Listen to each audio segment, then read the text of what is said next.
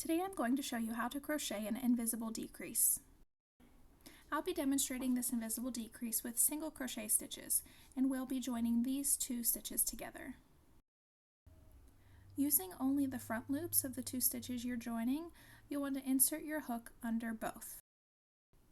So you'll insert your hook under the front loop of your first stitch, and then insert your hook under the front loop of your second stitch. In the next step, you'll essentially be making a single crochet stitch. Yarn over and pull up a loop. Then you'll yarn over again and draw through both loops on your hook.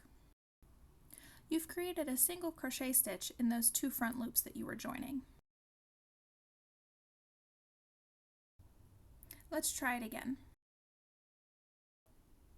Insert your hook into the front loop of your first stitch and the front loop of your second stitch. Yarn over and pull up a loop, and then yarn over and pull all the way through.